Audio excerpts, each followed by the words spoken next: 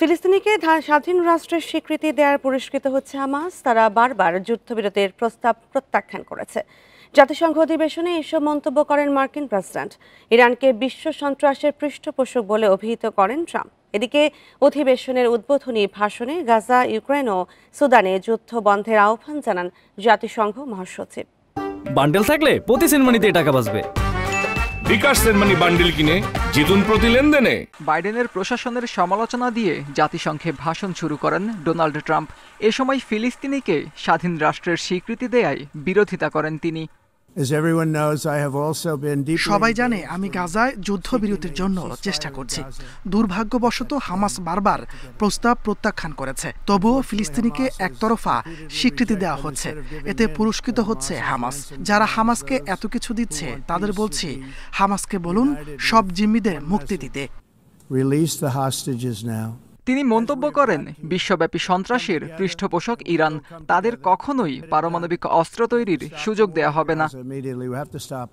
ভাষণে 7টি যুদ্ধ বন্ধের দাবি করেন ট্রাম্প। বলেন, সংঘাত বন্ধে জাতিসংঘের কোনো ভূমিকা নেই।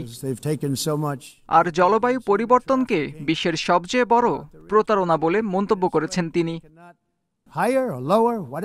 আমার মতে জলবায়ু পরিবর্তনকে নিয়ে কাজ করা হচ্ছে বিশ্বের সবচেয়ে বড় প্রতারণা। কার্বন ফুটপ্রিন্ট নিয়ে যে পরিশ্রম করা হচ্ছে তা আসলে অর্থহীন। যুক্তরাষ্ট্রে এখনো উগ্র পরিবেশবাদী আছে। তারা চায় সব কারখানা বন্ধ হোক। এর আগে 80তম অধিবেশনের উদ্বোধনী বক্তব্যে যুদ্ধ বন্ধের আহ্বান জানান জাতিসংঘ মহাসচিব। গাজায় নৃশংসতা চলছে প্রায় 2 বছর ধরে। সেখানে মানবিক নীতিও উপেক্ষা করা হচ্ছে। এত মৃত্যু আর ধ্বংস আগে কখনো দেখিনি। ইউক্রেনেও মানুষ মেরে ফেলা হচ্ছে। সুদানেও হামলা আর ক্ষুধায় নিরীহ মানুষ মারা যাচ্ছে। এইসব যুদ্ধ অবিলম্বে বন্ধ করা উচিত।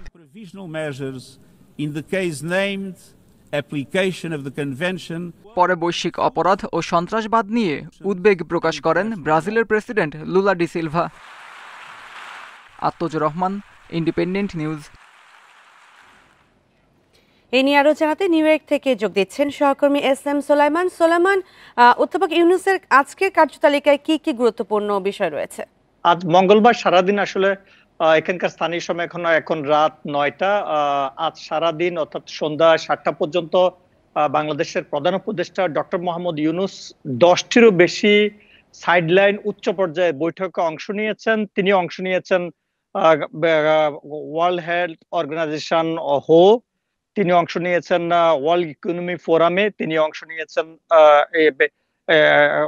IMF এর প্রোগ্রামে, এবং তিনি বৈঠক করেছেন জাতিসংঘের যে সিনিয়র যে সদস্যগুলো রয়েছেন, যেমন অস্ট্রেলিয়ার প্রধানমন্ত্রী সহ অস্ট্রেলিয়া, চিলির সাবেক প্রধানমন্ত্রীদের সাথে তিনি বৈঠক করেছেন, যারা দীর্ঘদিন 2 যুগেরও বেশি সময় ধরে এখানে সদস্য হিসেবে রয়েছেন, এবং যারা এসেছেন তাদের সাথে তিনি বৈঠক করেছেন। এবং তিনি ওয়ার্ল্ড ব্যাংকের সাথে প্রধানের সাথে বৈঠক করেছেন, অজয় বাঙ্গার সাথে, এবং অজয় বাঙ্গাকে থেকে তিনি সহযোগিতা চেয়েছেন। বাংলাদেশ থেকে যে পাচার হওয়া যে অর্থগুলো পাচার হয়েছে বিগত সরকারের আমলে, সেই পাচার অর্থ ফেরত আনতে এই বিশ্ব ব্যাংকের প্রধানের কাছে তিনি সহায়তা চেয়েছেন। এবং আগামী নির্বাচন সুষ্ঠু, এবং ফেব্রুয়ারিতে নির্বাচন হবে।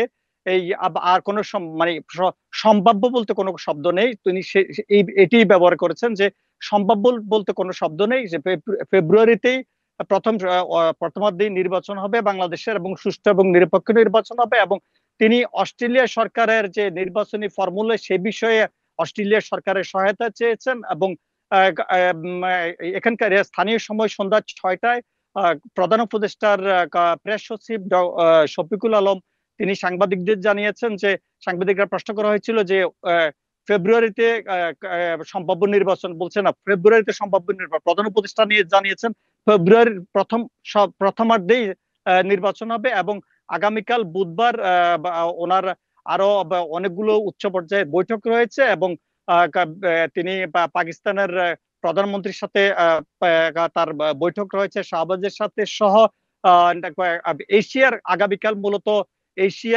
দক্ষিণ এশিয়ার রাষ্ট্র সরকার প্রধানদের সাথে তার মূলত বৈঠকগুলো রয়েছেন এবং আগামী শুক্রবার এখানকার স্থানীয় সময় শুক্রবারে তিনি দিনের শুরুতেই একটা কার্যতালিকায় বাংলাদেশের পক্ষে উনি বক্তব্য রয়েছেন এবং শনিবার বাংলাদেশিদের আয়োজনের একটি সম্বর্ধনায় তিনি অংশ নেবেন এবং 30 সেপ্টেম্বর তিনি উচ্চ পর্যায়ে রোহিঙ্গা ইস্যুতে আন্তর্জাতিক রোহিঙ্গা ইস্যুতে তিনি বৈঠকে অংশ নেবেন এবং রোহিঙ্গা প্রত্যাবর্তন বিষয়ে তিনি জোর ভূমিকা রাখবেন। জি ধন্যবাদ সুলাইমান।